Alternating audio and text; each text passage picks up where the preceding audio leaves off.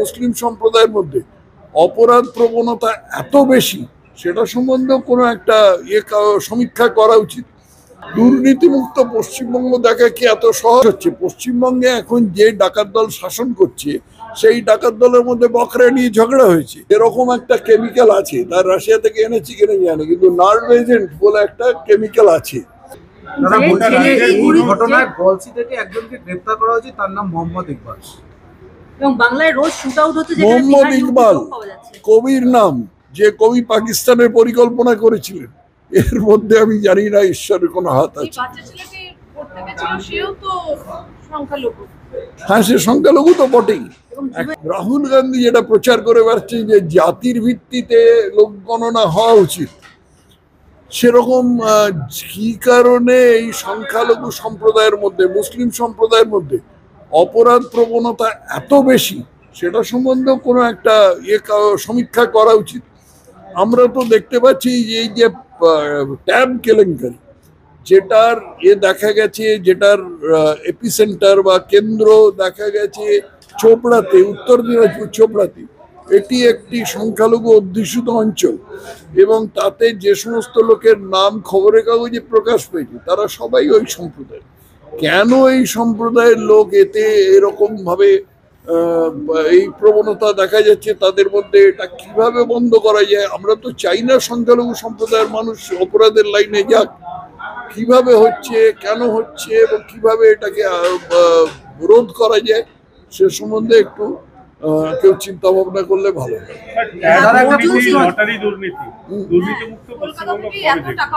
দুর্নীতিমুক্ত পশ্চিমবঙ্গ দেখা কি এত সহজ? আমি একটা লিস্ট বানিয়েছি দুর্নীতি, সেই লিস্টটা এত লম্বা যে সেটা কারোর পক্ষে মনে রাখা সম্ভব নয়। সেই জন্য আমি বলি, সেটা হচ্ছে শিক্ষাক্ষেত্রে চাকরি চুরি, পুরনিয়োগে চাকরি চুরি, কয়লা চুরি, গরু চুরি, রেশন চুরি, চাষের জমি চুরি, পিঠে বানানোর ছলে হিন্দু মহিলাদের ইজ্জত চুরি, বালি চুরি, পাথর চুরি, পায়খানা চুরি, ত্রিপল চুরি, সাইকেল চুরি, হাসপাতালের ওষুধ চুরি, মৃতদেহ চুরি, এবং সবচেয়ে অধুনাতন হচ্ছে ট্যাব চুরি। এই কি এত সহজে একটা লটারির টাকাটা আজকেই করছে? হ্যাঁ হ্যাঁ হ্যাঁ, আজকেই তো লটারির টাকাটা বেরোচ্ছে। হ্যাঁ হ্যাঁ হ্যাঁ হ্যাঁ, মার্টিন কোম্পানি, সান্টিয়াগো মার্টিন, তো সেসব পাওয়া যাচ্ছে আর কি। এই কি এত সহজে দুর্নীতিমুক্ত করা যাবে পশ্চিমবঙ্গকে? রন্ধ্রে রন্ধ্রে দুর্নীতি ঢুকে গেছে।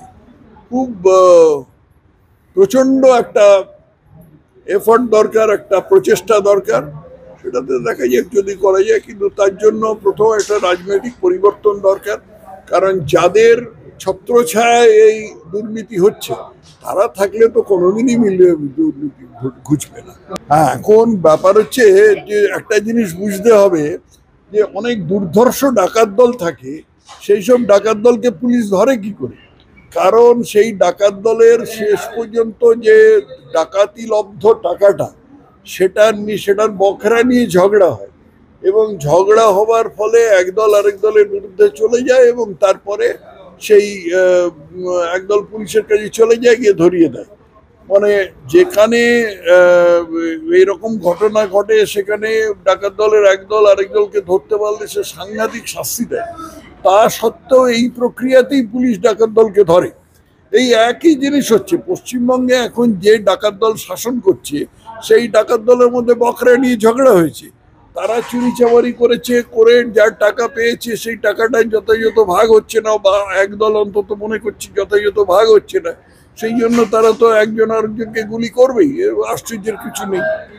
অভিযোগ করেছেন অর্জুন সিং, যে বিস্ফোরক অভিযোগ, যে রাশিয়া থেকে কেমিক্যাল নিয়ে আসা হচ্ছে, এবং শুভেন্দু অধিকারী এবং অর্জুন সিংকে নাকি এভাবে। শোনো, এরকম একটা কেমিক্যাল আছে, তার রাশিয়া থেকে এনেছি কিনে জানি, কিন্তু নার্ভ এজেন্ট বলে একটা কেমিক্যাল আছে। এই নার্ভ এজেন্টটা এত মারাত্মক জিনিস যে তোমার গায়ে লাগিয়ে দিলে 15 মিনিট বাদে তুমি ধড়ফড় করে মরে যাবে।